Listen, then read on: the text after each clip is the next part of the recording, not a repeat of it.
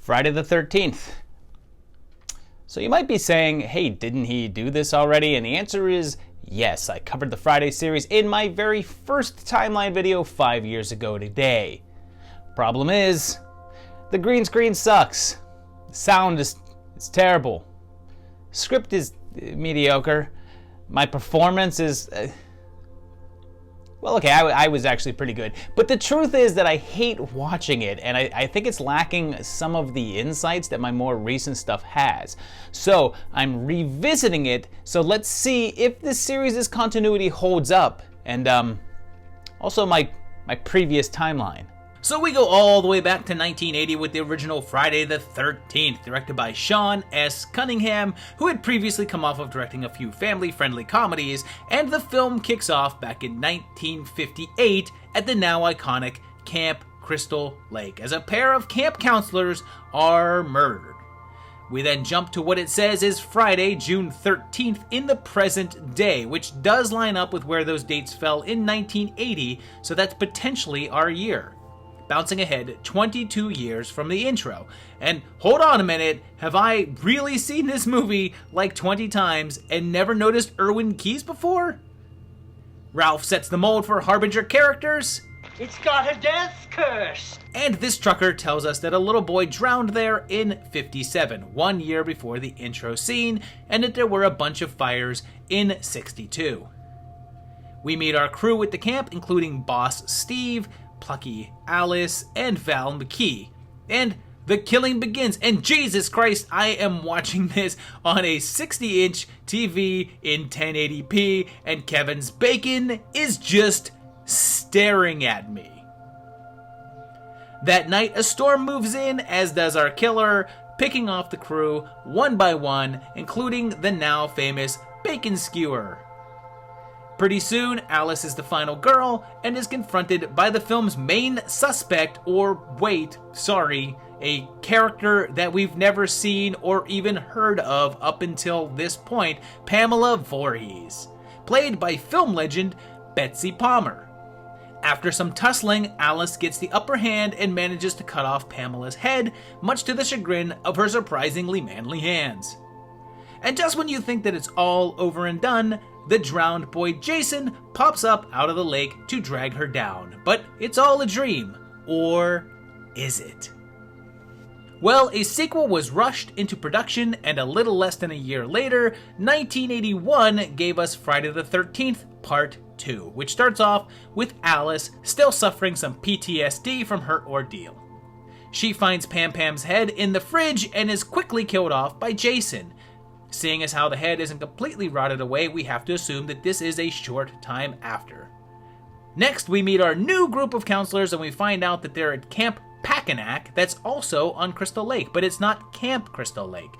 And when Paul tells the story of Jason and says that Alice disappeared 2 months later after the events of the first film. So our prologue was just 2 months later, so like August of 80. And then he says that that was 5 years ago, which would place this film in 1985 then, earlier in the year since they're getting ready for the summer camp season.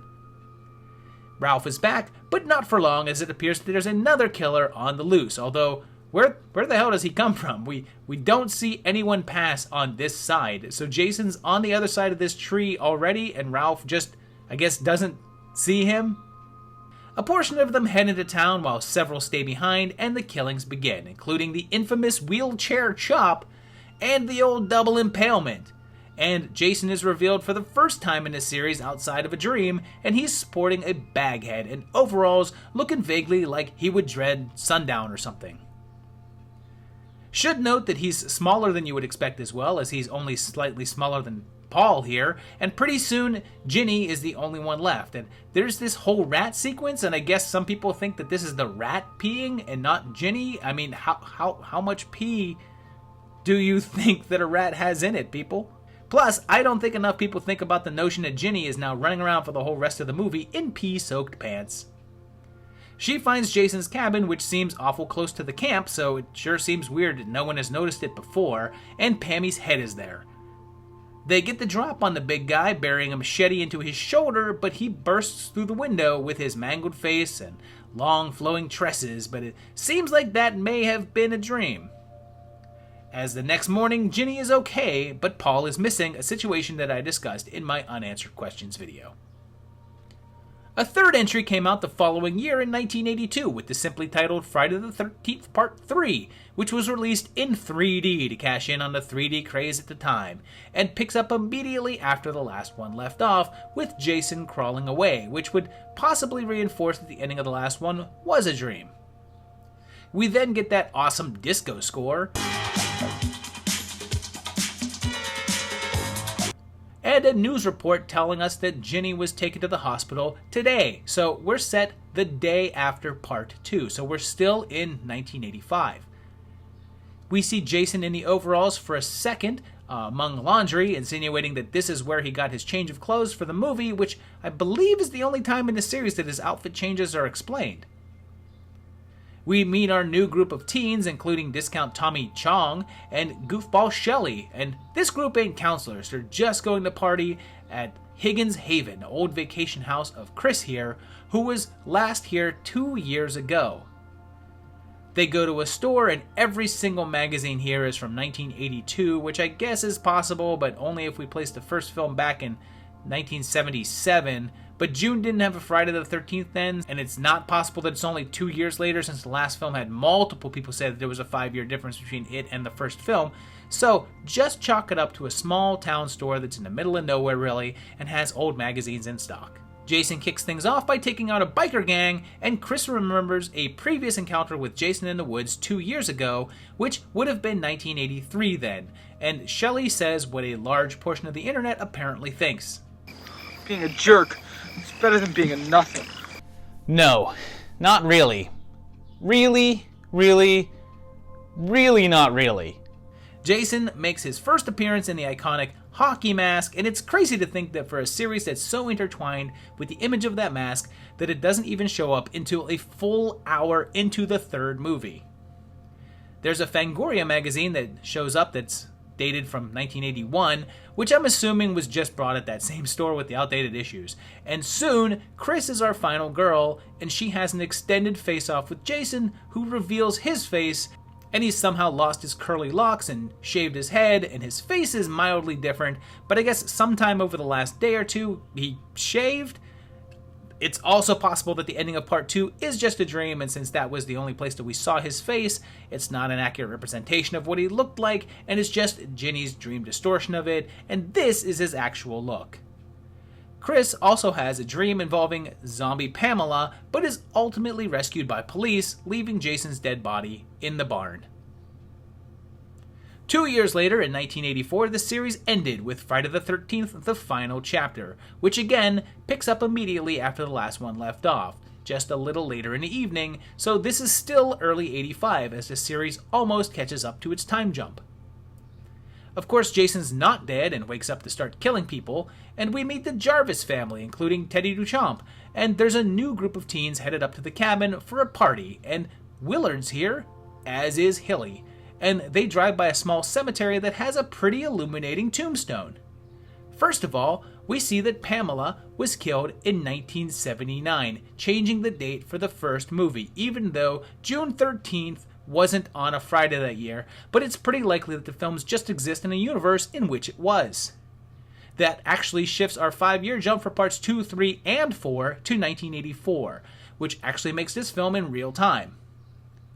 The other thing to note here is that Pam was only 49 years old when she died, which is younger than I thought she would have been, although Betsy Palmer was only 53 years old when they shot the first film. They meet backpacker Rob, and then it happens, the dance scene to end all dance scenes.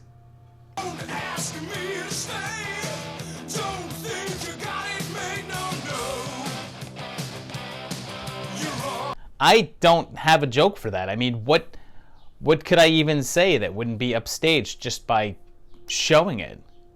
Killings begin with Jason popping up from the lake at one point, the lake that he willingly went into to ambush someone because he's not afraid of the water, and then killing Crispin and, well, everyone else. But then Rob throws things into disarray as he's looking for his sister Sandra, who was the girl from the double impalement in part 2, but that doesn't make sense. Let's say she died on Friday. That means that Ginny being taken away in the ambulance was the next morning on Saturday. The events of Part 3 take place over 2 days, so Saturday and Sunday, and ending on Monday morning. That means that this one picks up on late Monday, and the bulk of this film takes place on Tuesday. So that means that Rob found out that his sister was killed, found all these articles about a killer that he just found out about like 2 days ago, and then came up here and has been searching around? I mean, I guess it's possible, but he makes it sound like his sister was killed a long time ago and not like 4 days ago. Gordon the dog makes his great escape. He lives. I don't care what you think. Gordon lives. And seriously, look at all these articles. I mean, there's a newspaper retrospective on the cafe owners from Part 3. That was 3 days ago in this universe, and yet the article is all yellowed. Rob has his "he's killing me" moment, and soon it's just Tommy and Trish left, and they unmask Jason, who has a bit of a different look again, but not drastically different than the last film, and Tommy gives the big guy the old machete headache, chopping him up for good measures. Although it's pretty clear that he's been pretty traumatized by the events, and that's it. Jason's dead, and that was the final chapter. Except, of course, that it wasn't, and literally less than 1 year later, this series continued in 1985 with Friday the 13th, A New Beginning, which kicks off with young Tommy returning in what is ultimately revealed to be a dream. And quite a while has passed, as Tommy is much older now, and John Shepard was actually 24 years old at the time of shooting, but Tommy is probably supposed to be younger. He was transferred to Pinehurst, a facility for troubled teens, and we're told that he was 12 in the previous film. And there's some confusing paperwork here that shows treatments ranging back to 1982, and there's some dates that appear to possibly show 1976 or 78 on it, and the latest date that I see is 785. But we're not looking at a complete record here, so it's possible that the more recent treatments aren't included here, like they're on the next page or something. It's also possible that Tommy was under medication before the incident, seeing as how he seemed somewhat hyperactive, so it's possible that he was seeing a doctor for quite a while, and it's also possible that these dates are wrong, considering the sheer number of misspellings here. I mean, it says decoders twice. We meet Dudley before that bicycle shop guy got to him, and the group of kids at the house, including another Voorhees of the Debbie Sue variety, and the dirty hillbillies that live nearby. Why are they so dirty? When one of the kids is murdered, one of the ambulance drivers gets this look. I mean, that's suspicious, right? They even gave him like a little spooky tone. And then someone is killing people, and Tommy has upgraded his bad attitude. They state that Jason was cremated, and then the scene that Wolfie's Just Fine wrote a whole damn song about happens, and we meet Reggie's brother Demon, played by the amazing Miguel Nunez, who really should have had a bigger career. Like, he's done really well for himself, and he's been in a lot of things, but I always felt like he should have been bigger. And I mean, listen to this sweet, sweet singing. Ooh, baby, ooh, baby, ooh, baby, ooh, baby. Hey, baby. Hey, baby. Ooh, baby, ooh, baby. Plus, I quote the great Micah Rotella when I say get yourself a woman who sings to you while you're in the outhouse pooping out some enchiladas. There's a quick flash of this calendar that doesn't show a year, but we can see that it's apparently October, and the dates line up with those of 1985. But again, we're in a world where dates don't line up with ours, because if they did, then only 1 year has passed since the last film, and Tommy didn't have that strong of a growth spurt. Pretty much everyone is killed off, including the robot, and Jason finally shows up wearing a new outfit and mask with blue stripes instead of red. Also, it should be pointed out that this is the first film in which Jason just walks everywhere instead of running after people, and Reggie unleashes the canary cry. Tommy and Jason face off, leading to an impalement and the revelation that the killer is Roy, the ambulance driver. We end in the hospital with Tommy seemingly taking up the mask, and you know, almost every site I searched listed this as being 5 years later and giving Tommy's age as 17, but there's nothing in the film to denote this, and I couldn't find an official source for that information. But there's nothing in here to refute that either, so that's what we're going to roll with, placing this film in 1989. Another year passes, and in 1986, we get the return of the real deal with Friday the 13th Part 6, Jason Lives. Tommy is back, recast into Freddy, along with Horshack, and somehow they have Jason's mask. They've escaped from an institution, so Tommy's still not well, but clearly didn't go full Jason, so obviously some time has passed since the last film. They go to Jason's grave and dig him up, and a bolt of lightning restores him to life, rotted out face and all, and Tommy ends up in jail. The sheriff says that the family was attacked years ago, but not how many, but also says that Crystal Lake was renamed Forest Green somewhere in that 5-year gap between 4 and 5. So, the original script of the film gives Tommy's age as 18 years old. So if we're assuming that he was 17 in the last one, this is 1 year later, making it now 1990, 4 years ahead of the release date. And it's in the early part of the summer, since kids are arriving at the camp. The first time that we actually see children there. So if part 5 was in October, this is actually more like 6 months later or so. And here's a fun fact. The actor playing Jason in the paintball scene is different than the rest of the film because it was the first thing that they shot, and between casting and shooting, the actor gained quite a bit of weight, which is why Jason looks a little chunky right here. They didn't like how it looked in the dailies, so the actor was fired and replaced with CJ Graham. I should also point out that the lightning blast seems to have restored Jason's outfit as well, even giving him new gloves, so that's some tricky lightning. And they say it's Friday the 13th, and there was one in both April and July of 1990, although I think we've already established that this universe's calendar doesn't match up with ours. And eventually, everyone is killed off, leaving only Tommy and Megan to deal with Mr. V. Tommy manages to chain Jason to the bottom of the lake, and he takes an outboard motor to the neck, and Tommy leaves the series. So, two things are possible here. Either the motor to the neck was enough to actually kill Jason for once, or being stuck and drowned kills him, because I have no clue why, if he's not actually dead, he doesn't just lift the chain from around his neck. To anyone in my last video who defended Jason saying that he's not an idiot, just know that he's not smart enough to figure out how to do this. Even though his box office was dropping, they kept pumping him out, and 2 years later, in 1988, the series continued with Friday the 13th, Part 7, The New Blood, which is where our timeline goes completely wonky.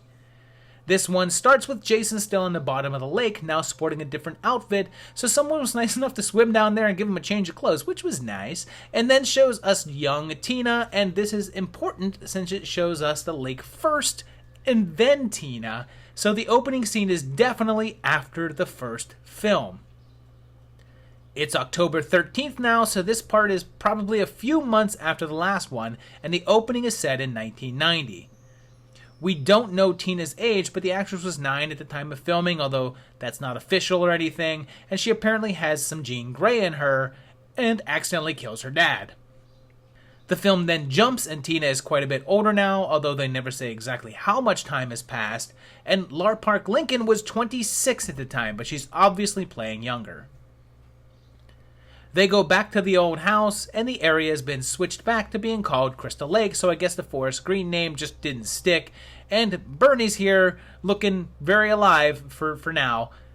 There's a group of kids across the way, and Tina's trying to control her powers. Now, again, several online sources, including the official Friday the 13th site, gives Tina's ages as 10 and 17, even though director John Carl Buechler has stated Jason was underwater for 10 years or more. But in the interest of keeping the time gap down a bit, let's roll with the 7-year gap, which actually places this one in 1997, almost a decade after the film was released.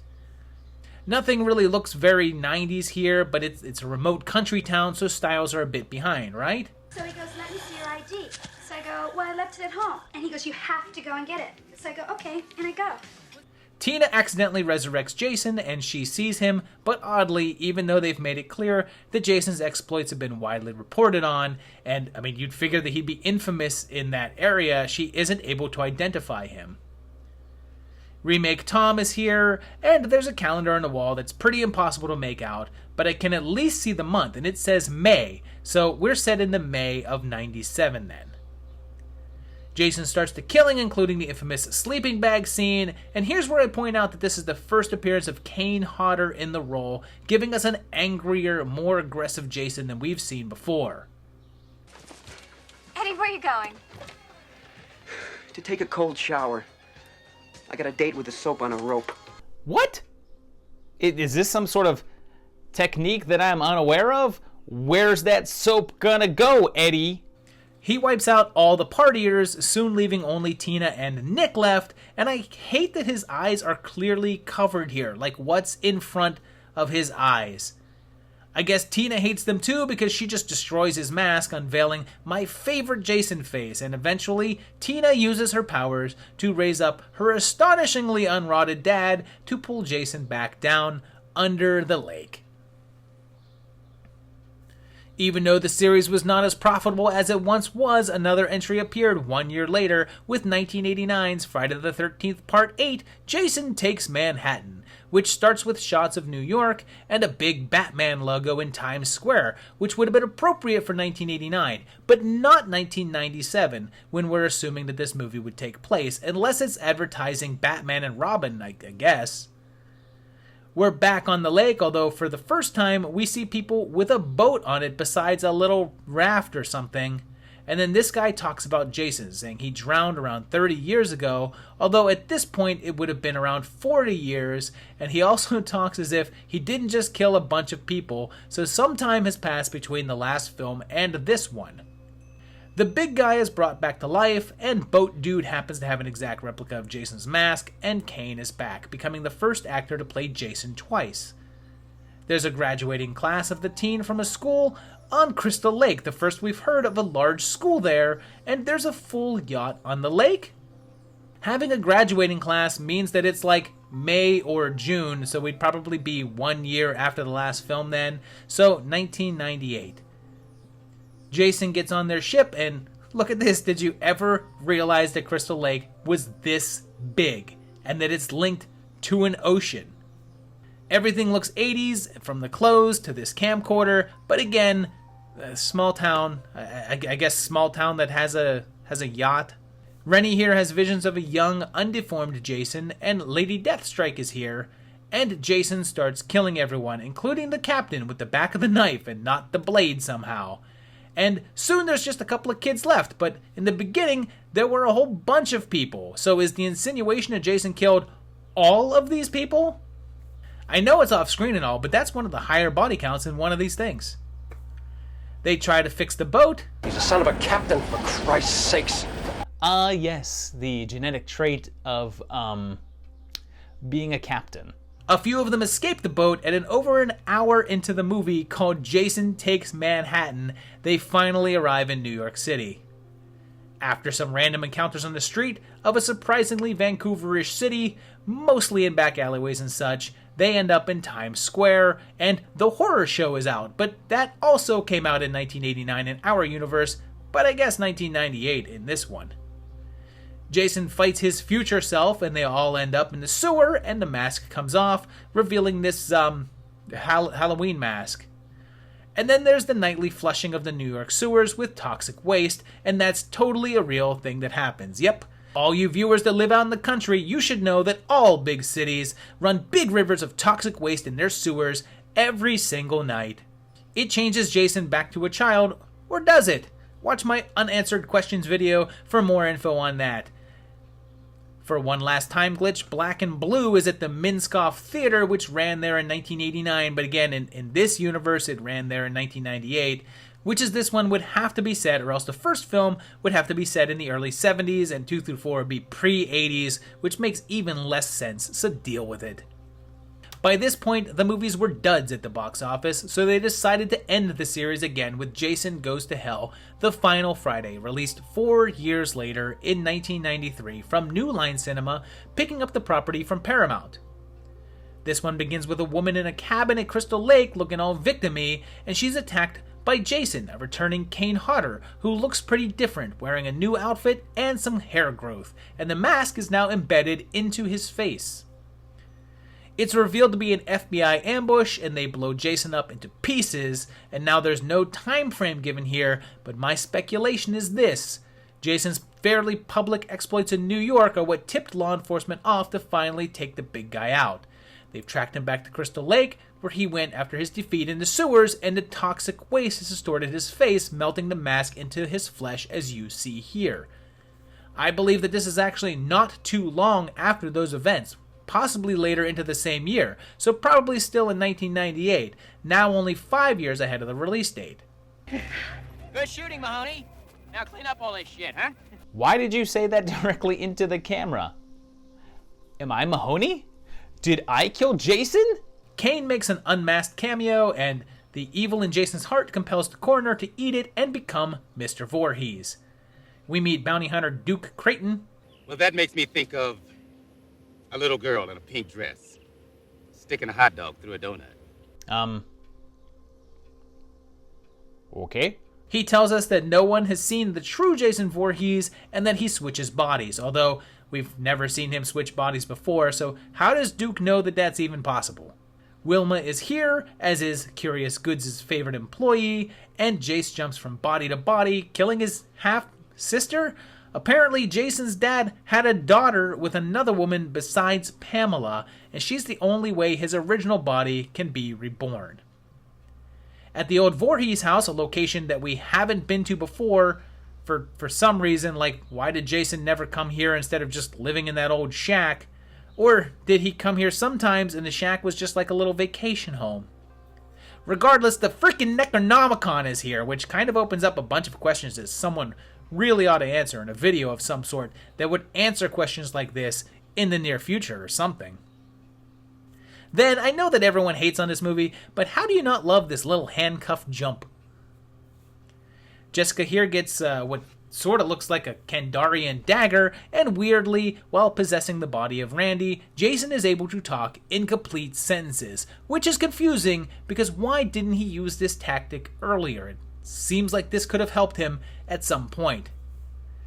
A little mini demon Jason thing scuttles past Fluffy's box and rebirths himself back into a full-size body somehow and has a final face-off, killing Duke, and I'm pretty sure that Steven here goes head-to-head with JV for the longest that we've seen any character go. And eventually, Jessica magic stabs him because, as you know, Friday the 13th is a movie series about magical daggers, and giant demon hands drag him down to hell. There's then a quick tease as Freddy's glove pulls down the mask, although fans wouldn't get to see that matchup for like 10 more years.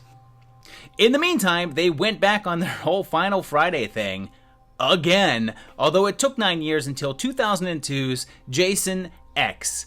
There's now some sort of research facility on Crystal Lake, and they have Jason captive, and he has way more hair than we're used to, so sometime between 1998 and here, he is restored from hell, and Dr. Decker is here, and he says that Jason regenerates tissue, and the big dude gets loose and gets locked into a cryo chamber with Rowan here, and in the future, a group of people discover the old lab. KM here says that the cryo chamber was from 2010, so that's when our opening most likely takes place, and they say that they've been asleep for 4.55 centuries, so 455 years, which would make it 2465 then. And Rowan is restored, but they tell her it's 2455, which is odd because KM was very specific with saying that she's been asleep for 4.55 century, and like, she's a computer, and that's a pretty exact number, but that would mean that she was asleep since 2000, which wouldn't make sense because she also said that the cryo unit was built in 2010, so she's wrong on one of those things. But then the professor repeats the 455 year thing, so everyone is really committed to being wrong. We get a peek at Jason's face, and it's definitely less corpsey than we've seen recently, and he wakes up and starts doing what Jason be doing. Rowan says that they tried executing Jason for the first time in 2008. So he was captured sometime before that, and that kind of nails down that whole 2010-2000 thing. The cryo unit was built in 2010, and it has been 4.45 centuries instead, and it is 2455. He works his way through most of the crew, and eventually they upgrade KM to fight him, and she pulls out a gun that everyone, I guess, just forgot that they had on board, and blows Jason's arm, leg, and then head off. Seriously, there's like nothing left of his head. But since he's on a nanobot machine, it puts him back together, I guess even rebuilding his brain. They make him into Uber Jason because that's how healing works, right? Because that's what Friday the 13th is all about, right? Magic daggers and nanobots. Oh, this sucks on so many levels! Yeah, I kind of agree. They trick Jason by showing him Crystal Lake from 1980, and the ship blows up, and Jason is catapulted down to Earth 2, burning up in the atmosphere possibly, and the last time we'll see Kane Hodder in the role as far as the movies go. A year later, in 2003, we go back in time, and we finally get what the final Friday promised with Freddy vs. Jason. In the beginning, we find Jason still in hell, where he's been for quite a while now, and Freddy recruits him and restores him to life, because I guess that's something that Freddy can do now. We meet Destiny's other child, Ginger Snaps, and Rachel from Undeclared, and Jason kicks it off, and Jack Tripper's son is here, and we get the standout cornfield party scene, which gives us the mass slaughter that we've never really gotten in a Friday film. Jay shows up without Silent Bob. I mean, this is Jay, right? And then Scott Farkas pops in, and Deputy Stubbs reminds us that Jason drowned in 1957 at 11 years old, and then he gets put to sleep and sent to the Dream Realm, where he and Freddy battle it out. We get flashes to the day that Jason died, hinting at an idea from an unused script that Freddy was a camp counselor at Crystal Lake that molested Jason. Really glad that they didn't go with that one. And we eventually get the knockdown drag-out battle that we'd been promised for a few decades. This big sign for a new development in Crystal Lake promises houses in spring of 2004, which leads me to say that this is in real time, and the events of the film take place in 2003, and Jason has been stuck in hell for 5 years, and after a brutal battle, which causes Jason to lose a bunch of fingers that I guess grow back at some point because he has them back in Jason X, and their big brawl concludes with Freddy getting his own damn arm shoved through him and Jason collapsing into a lake. Laurie chops off Fred's head, but we see Jason walking with it the next morning, so we have to assume that Jason is captured sometime between this film and 2008, leading into the events of Jason X, and that's the last official time that we see him in this version of the timeline. 6 years later, since everything else was being remade, it was Jason's turn. So in 2009, we saw Friday the 13th, rebooting the entire series and giving us a fresh start, headed up by Michael Bay. So expect explosions. The film starts off with this handy date of June 13th, 1980, and why can't every movie do this, damn it? And we're back at Crystal Lake, and we get a recap of Jason's mother being killed, although in this version, Jason isn't actually a young boy when it happens.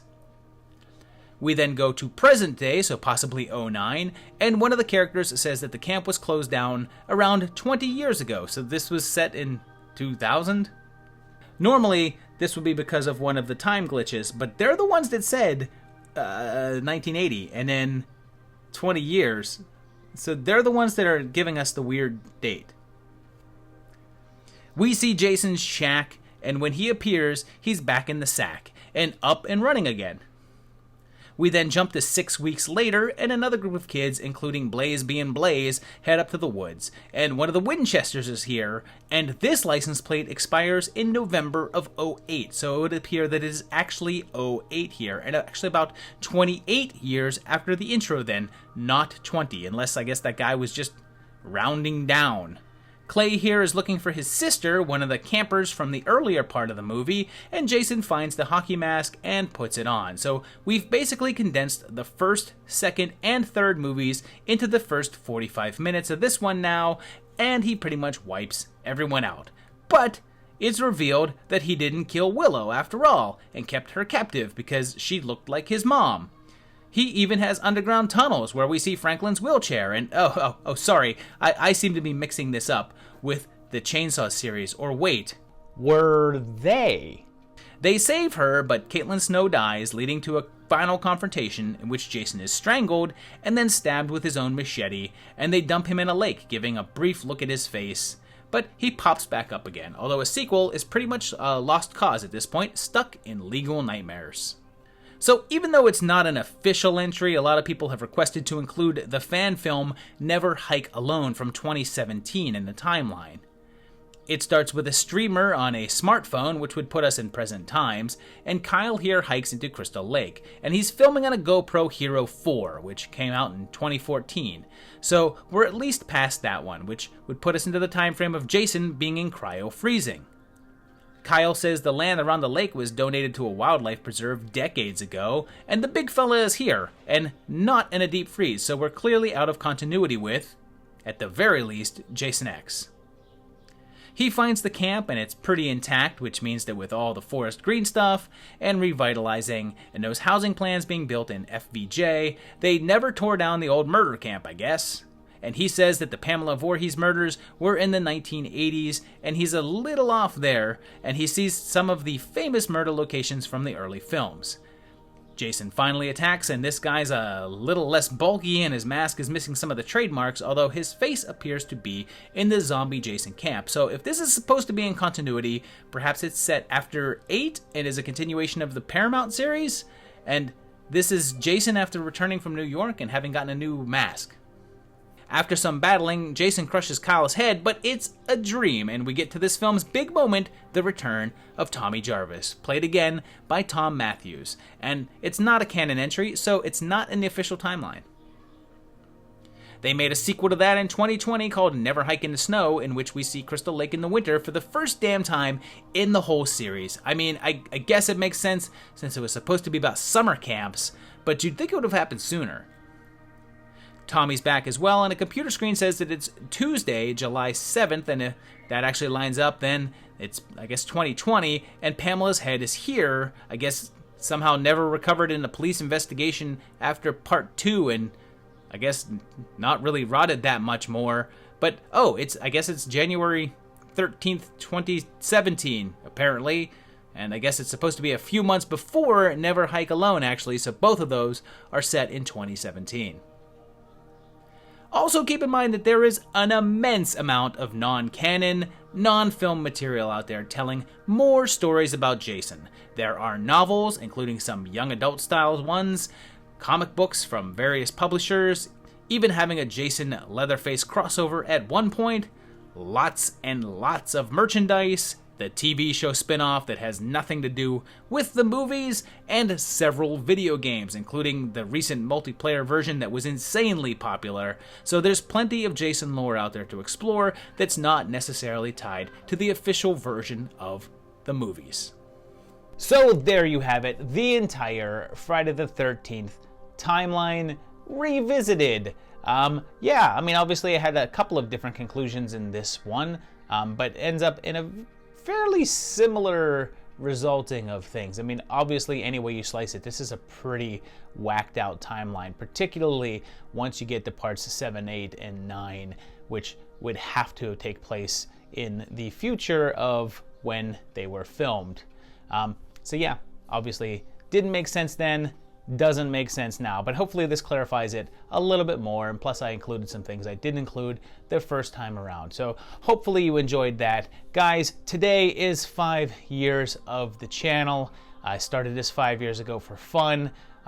33,000 some subscribers later. I'm feeling pretty good about it. I'm having a blast. I hope you guys are enjoying this channel. I have got so many cool things in store for you. Some just a little bit later this week. We've got a brand new series debuting very, very soon. Just a very silly thing that you guys have unknowingly participated in that I hope you enjoy. Please let me know down below what you thought of this timeline and the channel in general, and let me know how long you've been with me. I mean, I know that there's been some people there since the very beginning, and I just got to say thank you guys. Thank you very much for all this support. Thank you for 5 years of sticking around and watching these videos.